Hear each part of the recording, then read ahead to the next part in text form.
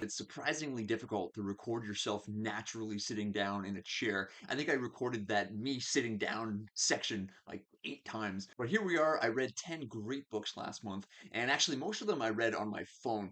So many of these are just kind of physical stand-ins for the ones that I actually read. But I just finished my 66th book of the year, and there are some spectacular books in here. It's kind of difficult actually to guess my favorite genre just from the list of books in this video. It's all over the place. We've got science fiction, a fantastic biography. There's a book that I'm actually featured in, like I'm mentioned in the actual text. One book I absolutely just ripped through beginning to end. And then there's another book that's kind of science heavy, kind of like this stack of books that I'm still holding. And it's one that confirmed for me something that I've always suspected. And it's a secret ability almost that I've been using kind of unconsciously for my entire life. And to see the scientific justification for it in this book was really pretty cool. So I'm going to get right into these 10 books. And also, when my complete book notes and summaries from these 10 books are ready, I'll be sharing them with the 9,100 readers of my newsletter. And you can find a link to sign up to that for free down in the video description. But the first book I read last month is called The Laws of Power by Brian Tracy.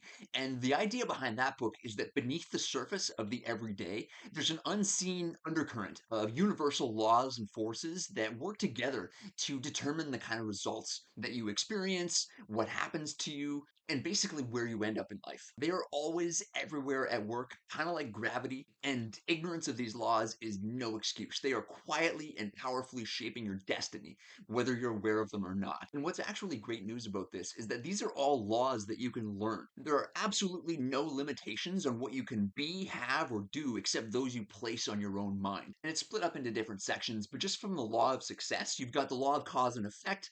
For every effect, there's a cause or a series of causes. So if you want to change the effects that you're experiencing in your life, just change the causes and you'll get different effects. That's basic, but it kind of underpins the rest of the laws. Then you've got the law of correspondence. As within, so without. Your outer life will tend to be a mirror image of your inner life. The law of expectation. Whatever you expect with confidence will tend to materialize in your life. You get not what you want, but what you expect with the greatest intensity. And I'll be talking about the law of expectation a little bit later in the video when it comes up in one of the other books. But the second book that I finished last month is called Husk by a friend of mine, actually, Nat Eliason. And it's a science fiction book that I absolutely inhaled. It took me maybe a couple of days to read the entire thing cover to cover. It's this fast paced science fiction novel where people can upload their consciousness to escape death. But it turns out that immortality is not all that it seems. Tons of surprises in this one. It's a very easy read as well. Like, it's not intellectually challenging, although it does make you think a little bit. If you're a philosophy major or if you've read a bunch of philosophy books, you'll see a lot of philosophy in here. But even if you have no interest or background in philosophy at all, you just want to read like just a good science fiction novel, this right here will serve it up to you. And then this next one is called Time Wise by Amantha Imber. It's the productivity secrets of the world's most successful people. And it's divided into sections on focus, efficiency, connection, reflection, all those things. Now, at this point, I've probably read dozens of time management books and like literally hundreds of business books, but I still found things that I can apply immediately to my own life and that I have been like ever since I read it, which is really one of the best ways to remember what you read. Some of the best ways actually is to teach someone else, which is basically what I'm doing with these YouTube videos. Like I'm sharing what I know. Like they say, when you teach something, you get to learn it twice. But there's a ton of great productivity advice in here too. And the author's actually pretty funny. Like it's not laugh out loud funny. Not really, but it's chuckle worthy. I chuckled many times during the reading of Time Wise. This next one is a fantastic book about the power of expectations, but it's not in like a manifestation type way. It's science backed, it is extremely well researched. I just thought it was a fantastic book. And he writes about all the areas in which our expectations of what will happen influence and shape what actually does happen. So he calls the brain a prediction machine. Like we're always making predictions and taking like educated guesses about what's going to happen, about everything from how fast we'll recover from diseases or even if we'll get sick in the first place, how strong we are. Like there are several studies where people just imagined themselves lifting weights and they actually made strength improvements like just by doing that. And like obviously it's better if you like go to the actual gym too, but like just how insane that is, like how you can just think yourself strong. And what was interesting for me is that I've kind of been unconsciously using the power of expectation basically my entire life. And what's really interesting is that people also rise to your expectations that you have of them. It's not something that he explicitly talks about all that much in the book, but when you expect the best from people, that's naturally what kind of comes out of them. And I don't know exactly like the mechanisms behind this, but I found that, when I expect somebody to be friendly, for instance, or if I expect somebody to do a good job or to sort of rise to the occasion, I don't know what it is. Maybe I'm behaving differently. They're picking up on my nonverbal cues about what I expect from them, how I expect them to behave, and then that influences the way they actually do behave. And I've noticed this in so many different areas of my life, even as a nightclub bouncer for like years and years and years. Can't tell you how many times the people that I would meet and interact with at that job, when I expected them to, be nice or to not start fights or to be reasonable, I approached them with the expectation that, they'd be reasonable and, they'd be friendly enough, we could figure it out and, we'd all be fine. And that's generally what happened. Like, I'm not like, these aren't superpowers. I wasn't always able to do this, and I don't want to go into my whole like dating history here too. But that's kind of the same way too. When I expect that just everything is going to like all the lights are going to be green, and like that's kind of what happens. And it's the weirdest thing. And it was good to have this book as like scientific justification that I'm not actually crazy, that I do influence my reality, that my prediction machine is actually working pretty well. So this is one that was a really, really good read. And yeah, highly recommend it. It's called The Expectation Effect, David Robson. And then this one, The Power of Awareness by Neville Goddard. He is one of my new favorite authors. And in just the last year, I've read maybe 5 or 6 of his books. I've just ripped through them. I started with At Your Command. And what he teaches is that your imagination is literally God. Like he says in The Power of Awareness, imagination is the only redemptive power in the universe.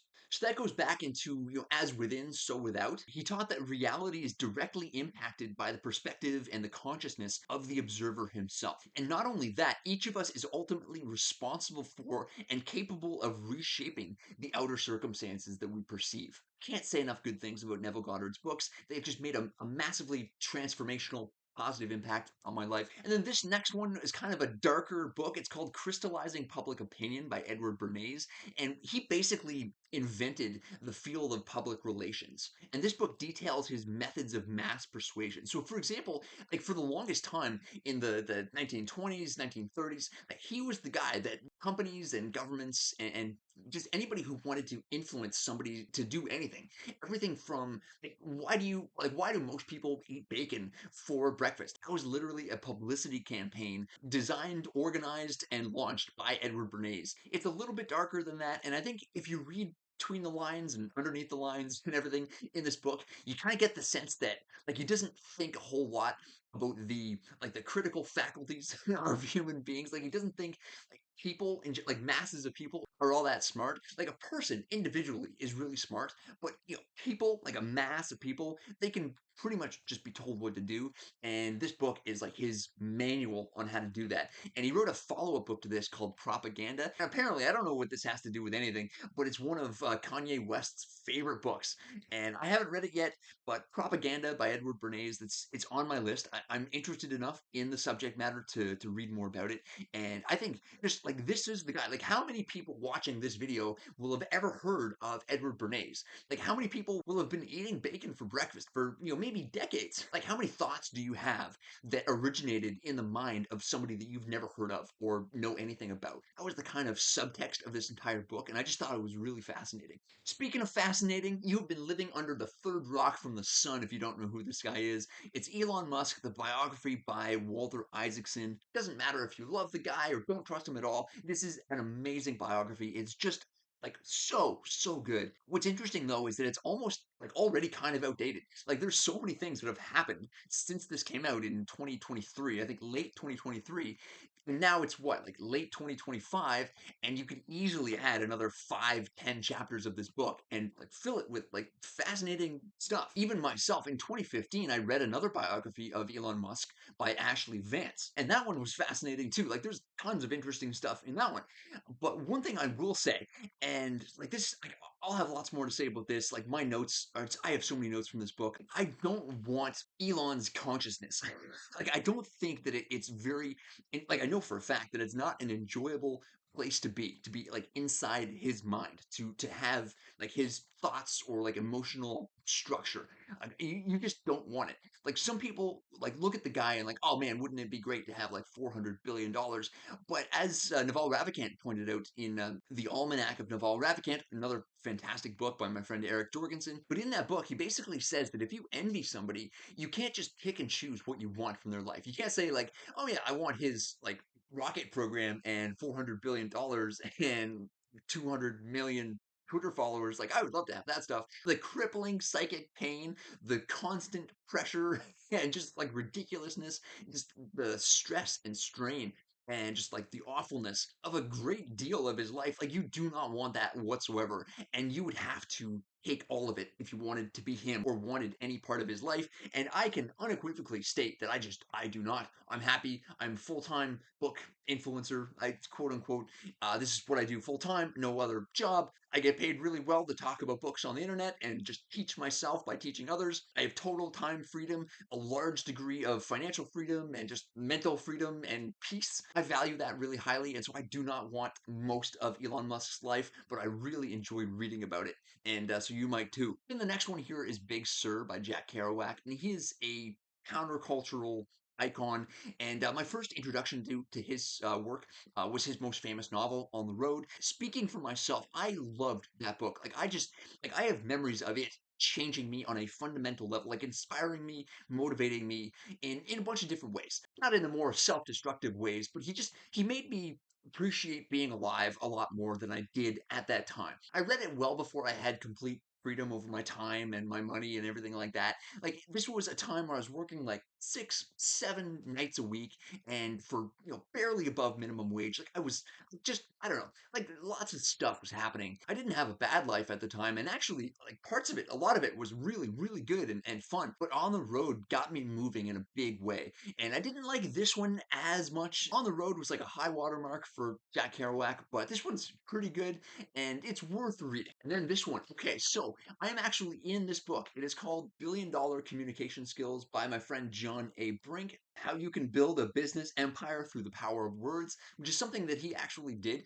And what makes this more impressive actually is that he immigrated to Canada not knowing the language whatsoever. He had so many disadvantages like ADHD, dyslexia, all these things that would have like and do hold back so many other people from ever getting close to building anything, much less an empire, through the power of their words. And then the last book that I read last month is called Outsmarting Reality by Nero Knowledge, which is probably not his real name, but seriously, this book is great, and I think of him almost like a Neville Goddard type for like our time. Most of Neville's books were published in the 50s and 60s, and this one just came out very recently, but it's a lot of the same ideas packaged in a way that's going to make a lot more sense for people reading today. What you impress on your subconscious mind is expressed in external reality, and Outsmarting Reality is a really practical but also theoretically grounded book on how to get the kind of results that you're after by using these more metaphysical new thought principles, but in an actually like practical way, not just like wishing and hoping. Like, you actually have to do things like in the real world. Like you have to take action. But if your mind's not right, the action that you take in the external world just won't mean anything. It's going to be ineffective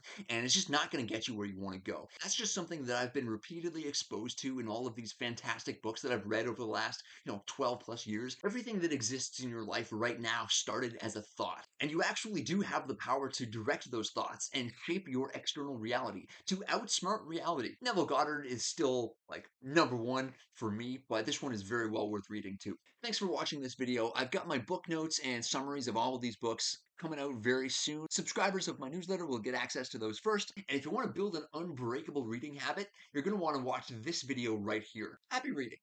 I don't waste time, no, I make time. All these people wanna hate, fine, I'ma make mine. While you sitting there complaining, I'll be training. While you sitting there just waiting, I'm creating. Yeah.